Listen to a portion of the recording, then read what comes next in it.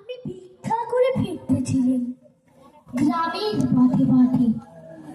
তুমি তখন চলেছিলে তোমার স্বর্ণ রথে, অপূর্ব এক স্বপ্ন সম লাগতেছিল চোখে মম। কি বিচিত্র শোভা তোমার, কি বিচিত্র সাজ।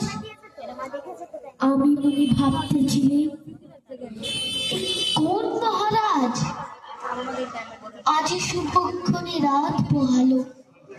ভেবেছিলেন তবে আজ আমারে দাঁড়ে দাঁড়ে ফিরতে নাহি হবে, বাহির হতে নাহি হতে কাহার দেখা পেলে পথে। চলিতে রথ ধনু ধান্য ছড়াবে দুই ধারে, মুঠা মুঠা করিয়ে নেব নেব বারে বারে। দেখি সহসা রথ থেমে গেল আমার কাছে এসে। আমার মুখবাণীতে নামলে তুমি এসে। দেখে মুখের প্রসন্নতা জুড়িয়ে গেল সকল ব্যথা।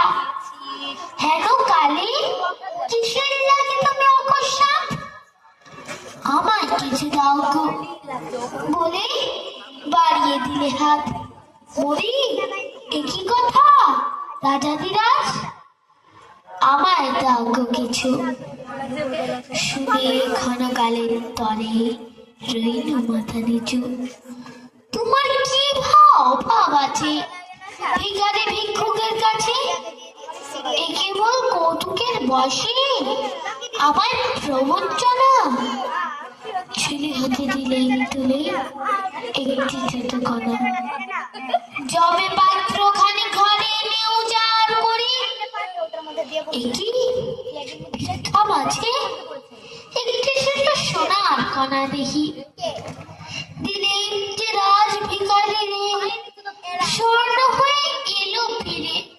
তখন কাঁদি চোখের জলে দুটি নয়ন ভরে।